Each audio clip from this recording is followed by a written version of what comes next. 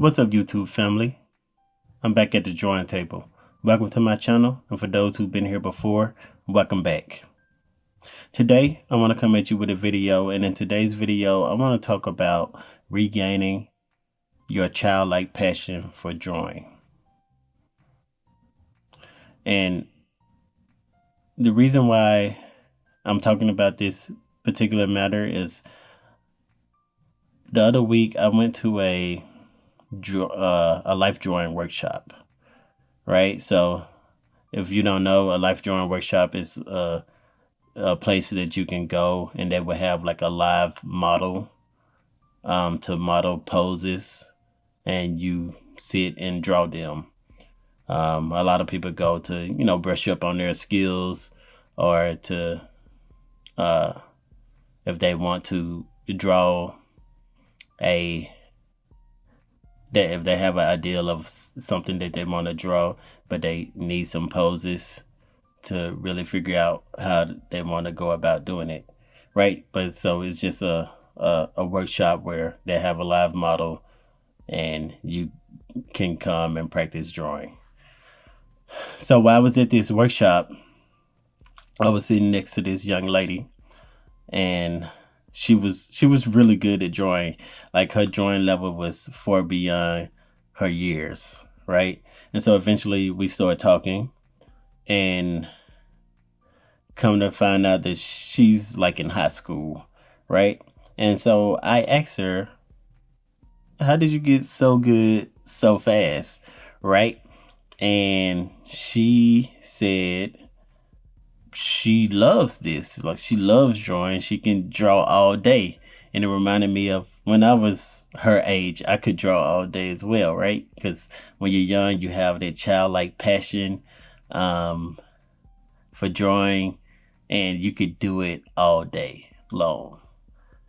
And so her just seeing that in her, reminded me of that passion, right? And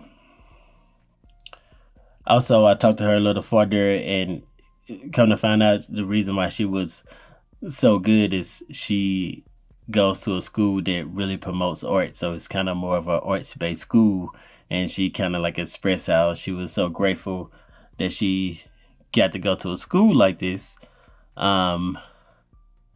because she loves drawing. And I was just kind of thinking about, like, most of us don't have that experience, right? I know I didn't have that experience. I remember being told not to draw. I didn't go to a school that promoted drawing. They didn't promote drawing at all. Only time you drew was in like the little art class, the little elective art class that you had, right? But you definitely didn't have any after school programs that taught you more in-depth knowledge, advanced drawing techniques, or anything like that, right? So it really got me thinking of her childlike passion for drawing and the process I went through to regain my childlike passion for drawing. Because you can regain it, but it's gonna take work. So this video is really about regaining that childlike passion for drawing. If you fell off from drawing later in life and now you want to get back into it.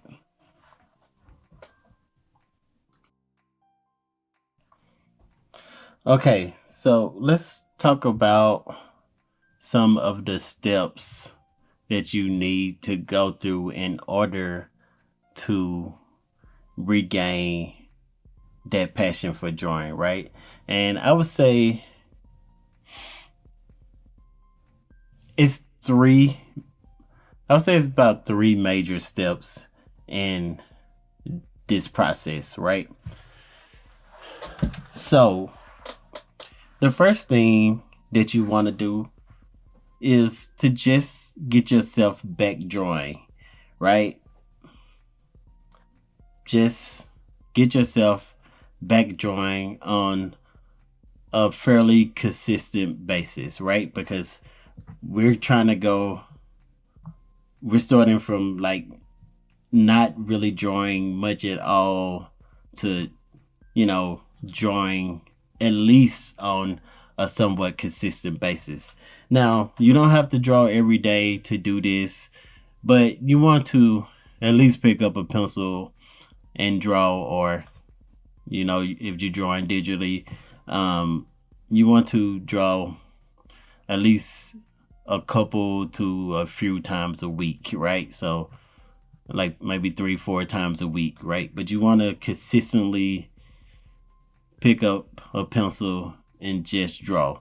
Doesn't really matter what you're drawing at this point. You may want to find things that you're interested in, because if you have some interest in it, it's more likely that you would draw it. So like if you're into comic books, movies, like particular franchises that you like to draw from, graphic novels, whatever it may be. If you have some interest in it, it will help you draw more as well. So just get yourself drawing consistently, and to boost that,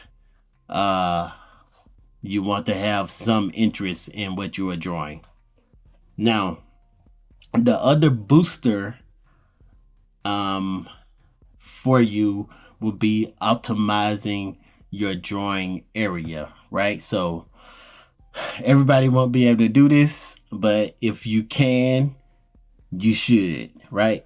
So what I mean by optimizing your drawing area is making it easier for you to get to drawing, right? So whatever that may be, if you're drawing like me, I like to draw on paper,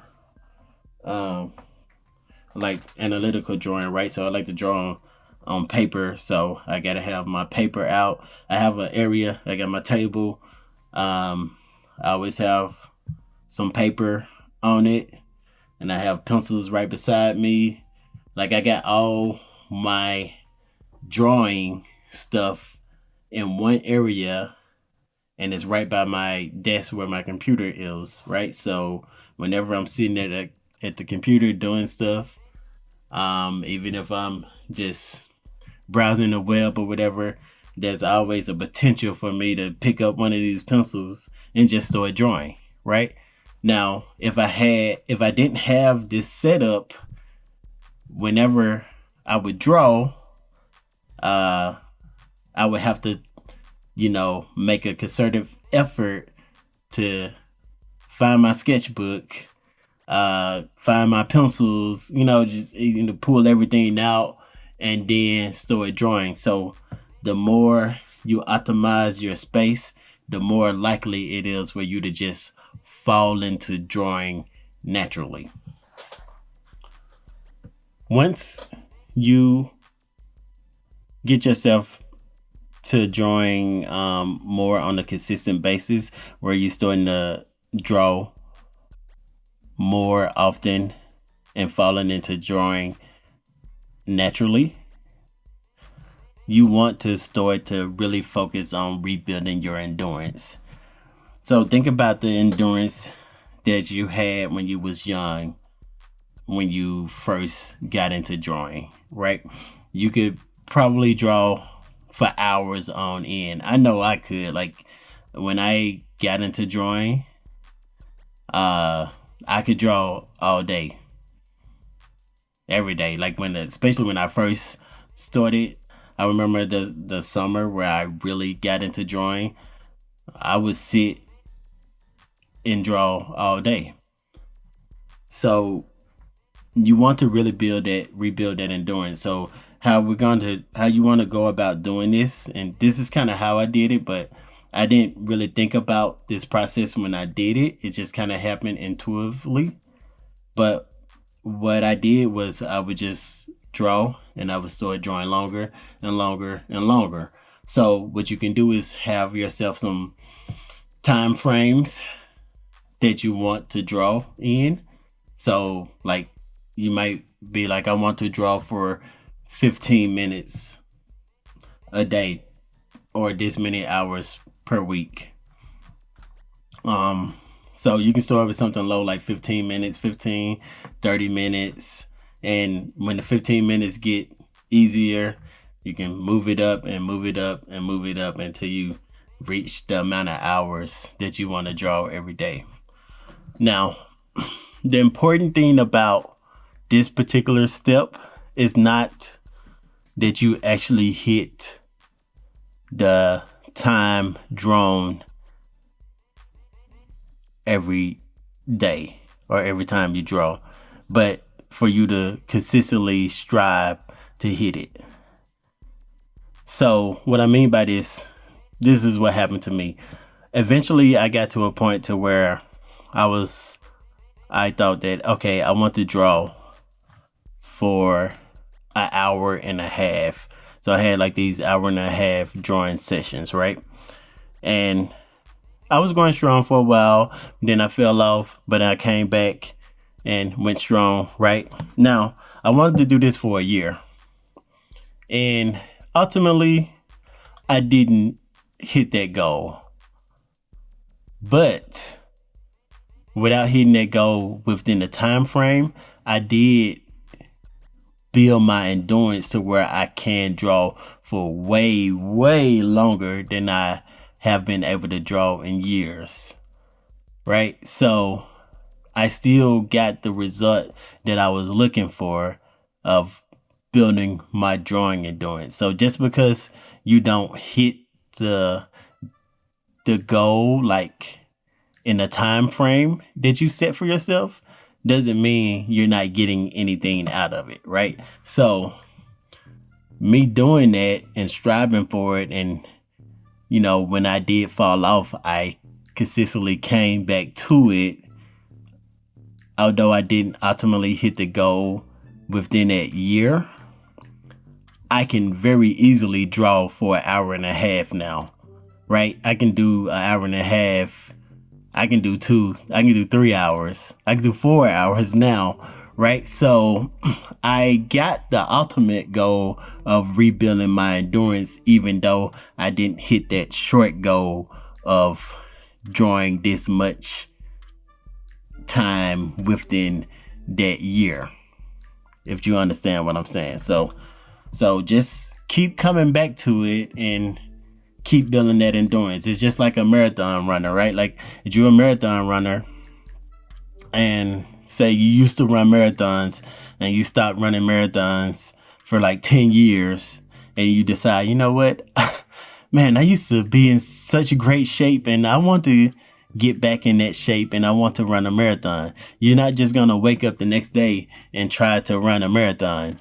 What you're going to do is you're going to wake up and start something small based on how you feel. You might run a half a mile or a mile or whatever, and you're just going to keep building. You're going to keep increasing until you get to the point where you can do the 26 miles of a marathon, right?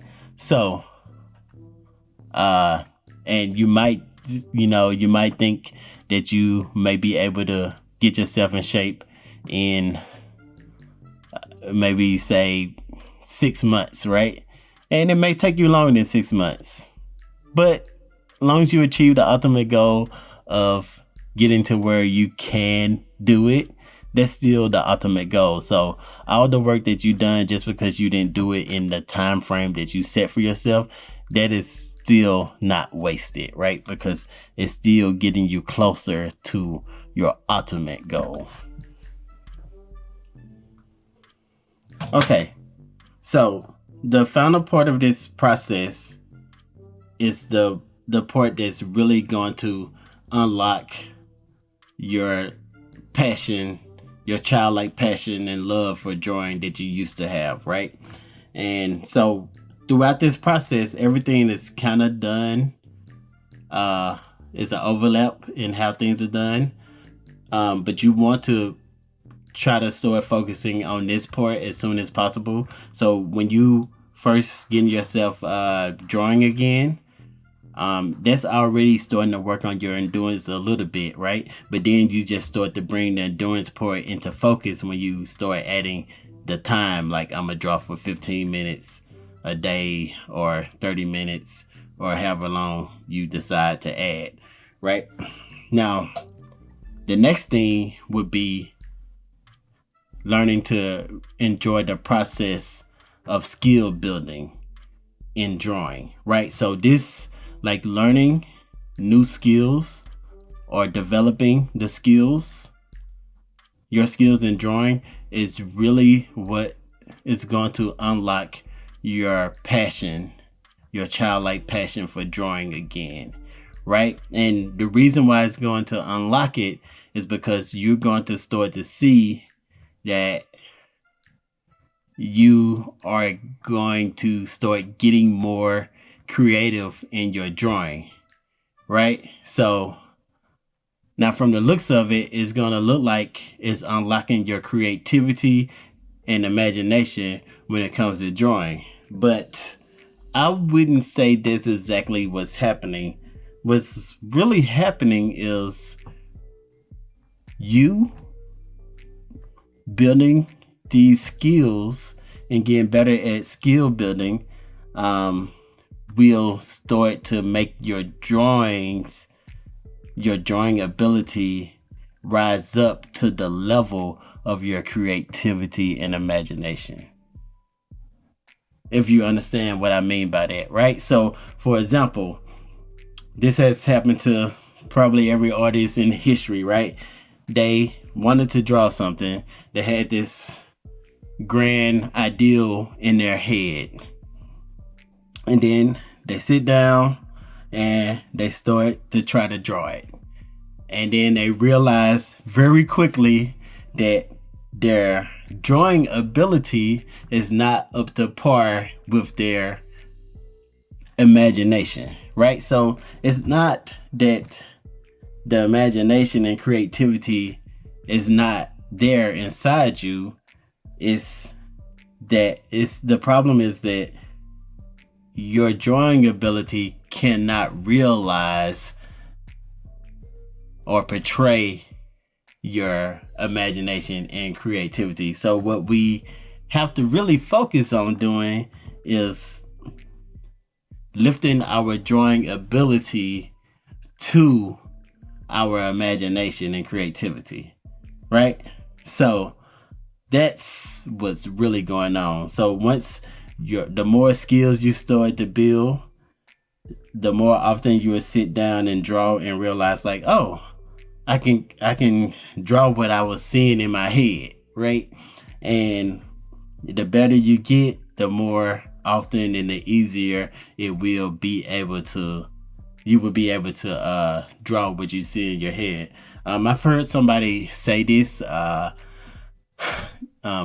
before. People talk about, like, creative block. And what they said is creative block is not actually a block of your creativity. It's a lack in your ability, right? And what they meant by this is, it's not that you can't think of anything. It's like you can't portray what you're thinking of. So you might have, like, this ideal in your head, but you're not able to portray it. So a good fix for this type of creative block is to increase your ability so that you don't run into, like, an ideal that you're not able to realize.